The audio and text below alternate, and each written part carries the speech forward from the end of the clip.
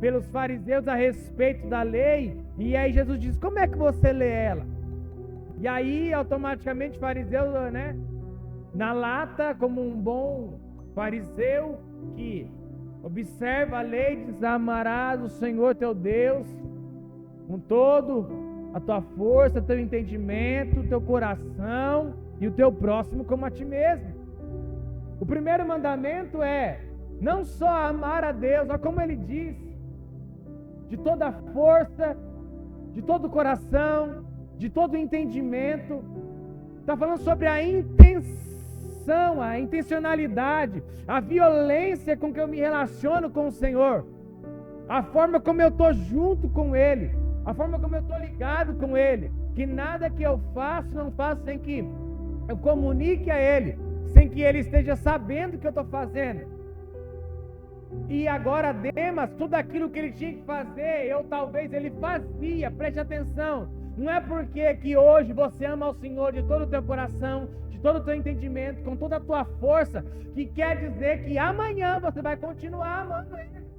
Porque Demas, até o ano passado, como eu disse, no ano 60, ele estava legal, no ano 62 estava tudo bem, cooperando, amando o Senhor de todo o coração, de todo o entendimento. Ele estava até sofrendo pela causa de Cristo, mas passa-se um ano, ele já deixou de amar. Toda aquela experiência que ele tem, todo aquele desenvolvimento que ele teve com o Senhor, ele já não quer mais. Ele já deixa de cooperar no ano seguinte. E é assim, irmão, ó. É simples e é assim, rápido. Você não percebe, acontece, o teu coração se esfria e a gente perde o melhor amor. Como assim? Como eu já disse uma vez aqui, mesmo nesse culto aqui, quando Jesus está falando a respeito dos anjos da igreja, a carta de Laodiceia, que eles, né, não tenho, o que eu tenho contra vós é que vocês deixaram o primeiro amor. E se você for na tradução grega ali, é o melhor amor. A gente se esquece disso, e aí de repente os nossos olhos começam a buscar uma coisa no horizonte, porque é bonito olhar para o horizonte, né, João? A beleza que o horizonte nos aparenta, né, Lene? Você para e aquilo começa a te mover. Legal, o horizonte é bonito, charmoso. Olha como é que ele brilha, como que ele me chama. Parece me cativar. Acho que eu vou. Então, o ir, muitas das vezes não acontece você indo com os seus pés e andando já estando lá. Mas o seu coração vai primeiro, antes mesmo do teu corpo ir. Os seus olhos vão primeiro. Os nossos ouvidos vão primeiro. A nossa mente vai primeiro. E aí, quando a gente vai perceber, nós já estamos amando o presente século e buscando uma Tessalônica por aí.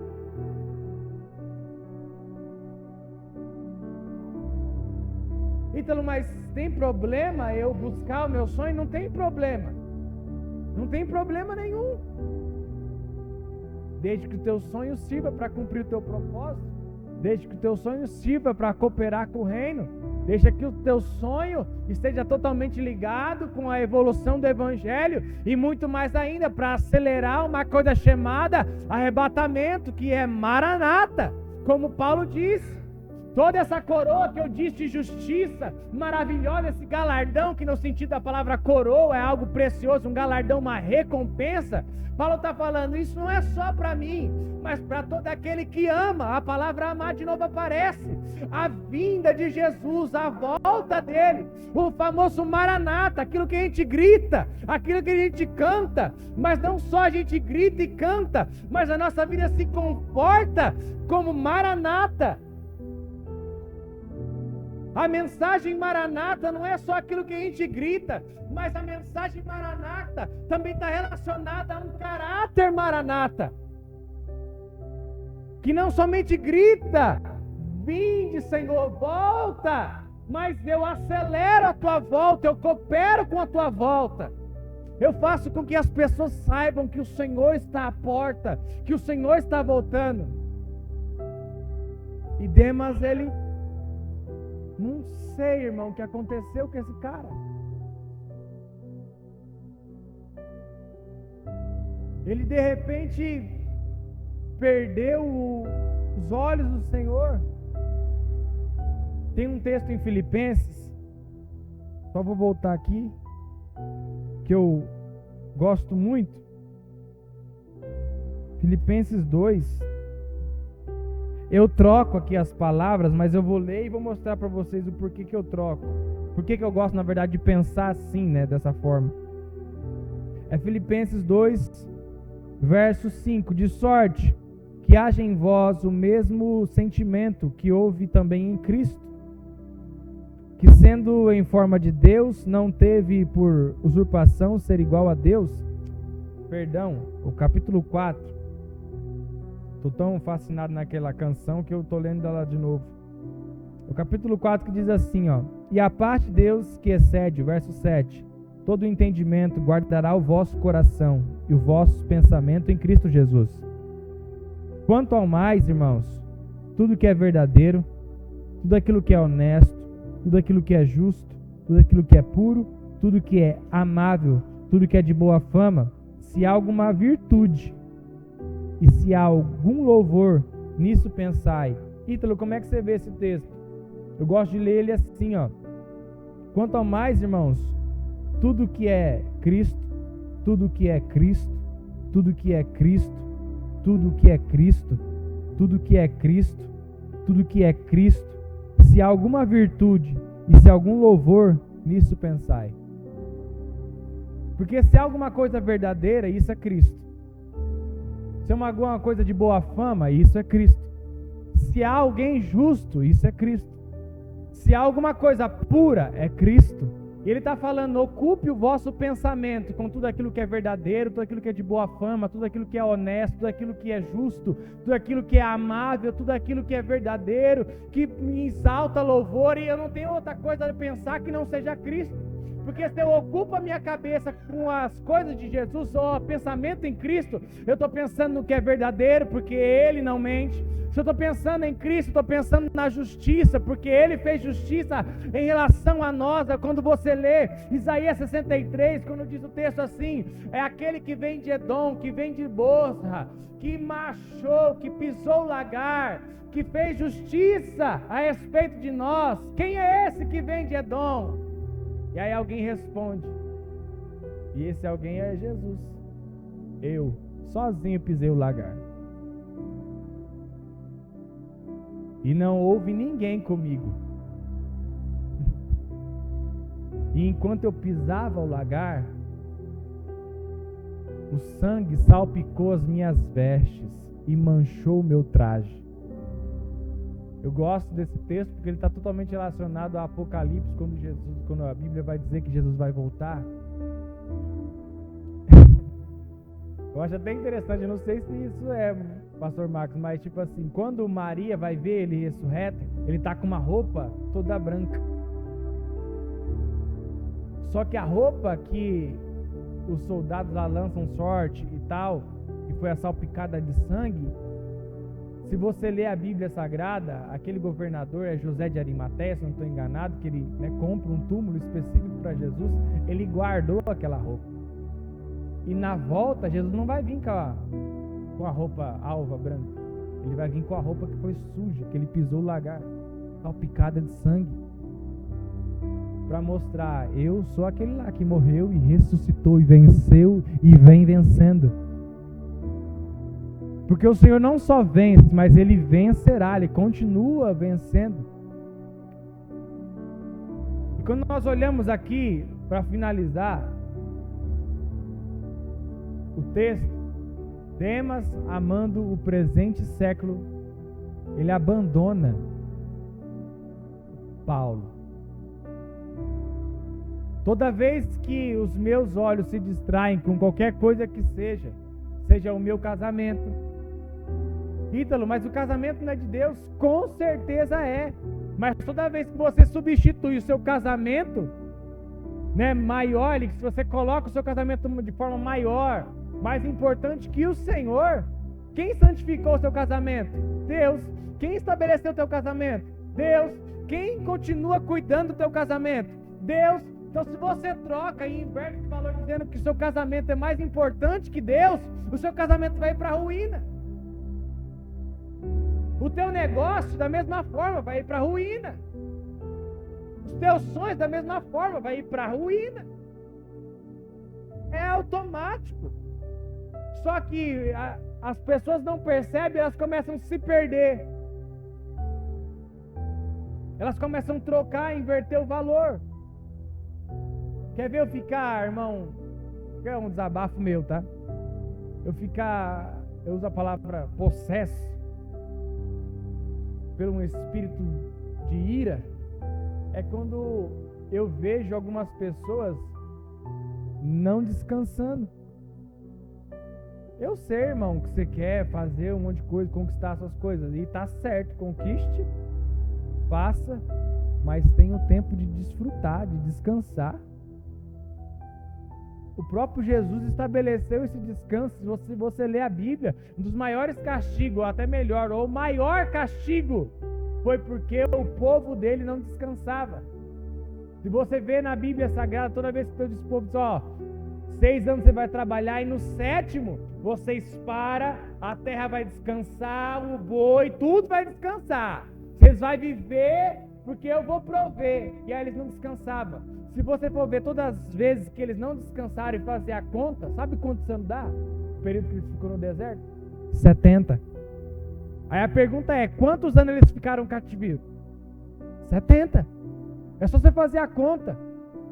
Referente ao ano que eles não creram, então eu tenho que descansar, ser adepto ao 7º dia. Não, irmão, você não está entendendo o que eu estou falando. O descanso é você entendendo que Ele é o teu Senhor.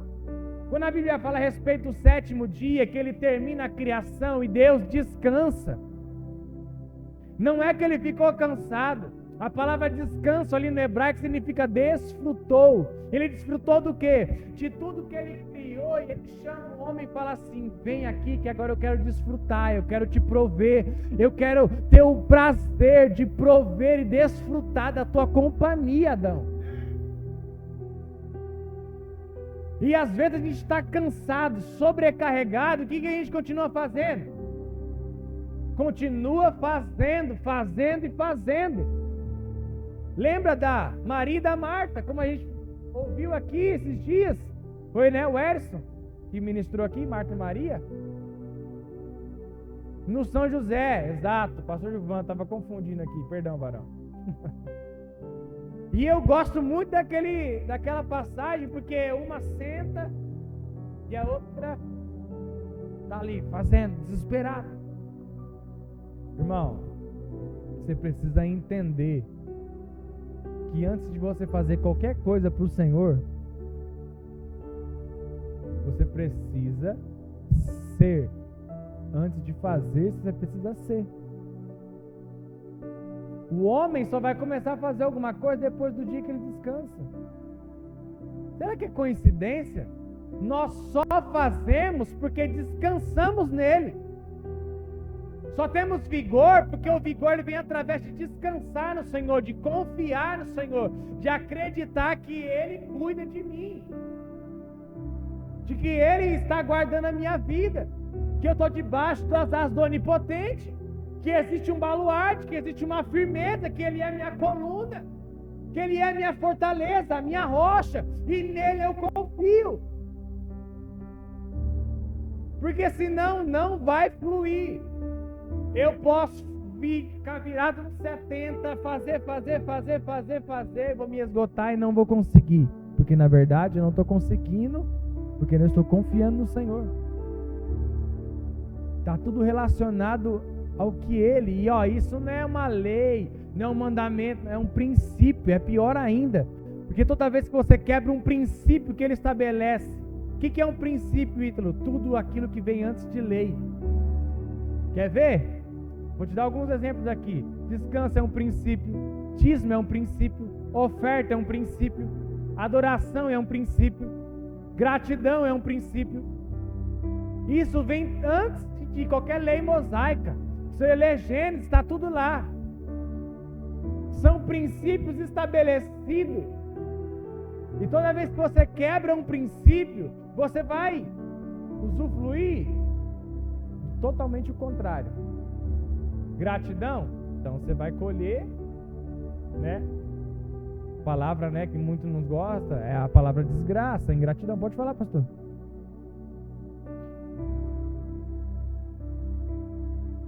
Excelente. Toda vez que você quebra um princípio, a sua vida será quebrada. Deu uma reformulada aí, não foi assim, não. E a gente precisa entender isso, e Demas não entendeu. Gente, o cara já tinha passado por todos os intempéries ali, já entendeu, já andava com Paulo, sabia o que ia guardar, sabia que aquela tribulação é momentânea e a glória que ele espera é eterna. Como Paulo diz, sabemos que a tribulação que nós passamos, ela é momentânea e não se compara com a glória que há de vir, que é eterna. Então tudo que aleluia, tudo que eu passo, tudo que você enfrenta de tribulação, dificuldade, dor, não se compara. E você só está passando isso, sabe para quê? Para fazer um dos pequeninos que está aí fora, que ainda não conheceu o prazer de estar na presença do Senhor. Então toda intempérie, toda dificuldade que você passa, celebre e se alegre, como diz em Tiago capítulo 1, versículo 2. Se alegrai por passar por várias tribulações. Ele está falando, regozija, se alegra, jubila por passar por tribulação. E o texto diz, eu passo, eu não fico. O problema das pessoas é estarem ali. Eu entrei numa tribulação, o Senhor diz, passa por ela, caminha, anda. E a pessoa fica sofrendo, lamuriando. Irmão, tem vários textos bíblicos.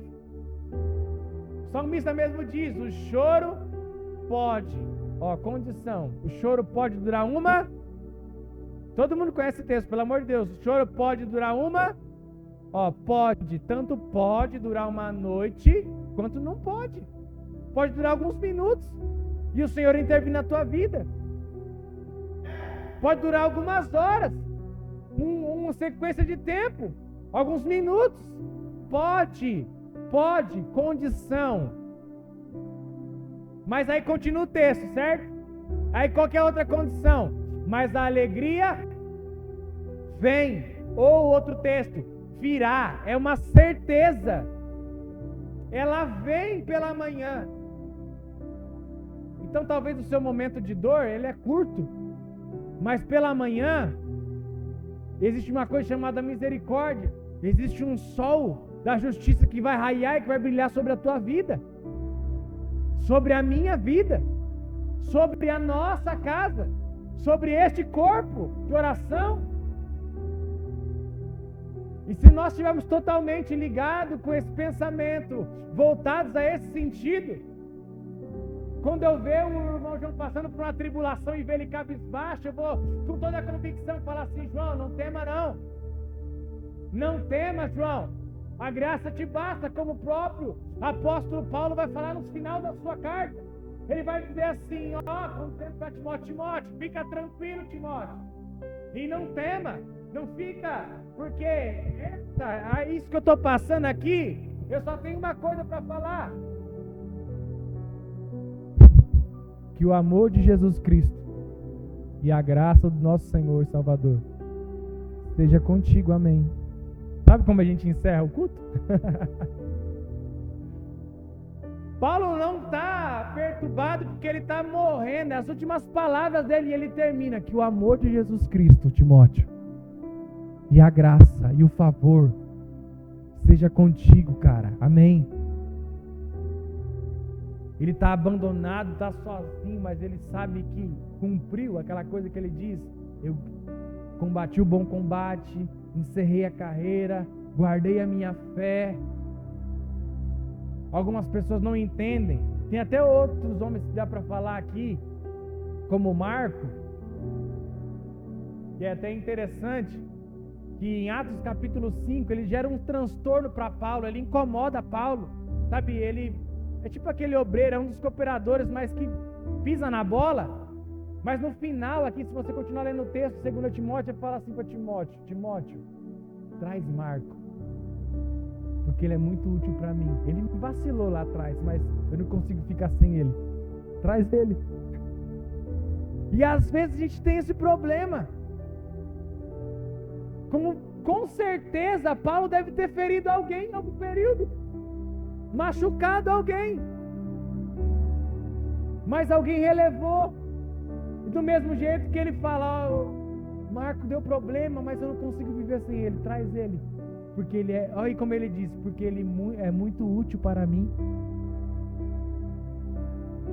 E às vezes a gente fica chateado com qualquer pessoa, com alguém, com um vizinho, ou até alguém da igreja mesmo, que falou alguma coisa que ficou atravessado. Irmão, vai lá, conversa com ele, fala: irmão, não entendi aquilo, foi para mim, às vezes não foi. Você não estava num dia legal, você pensou que foi para você, não foi, não tem nada a ver.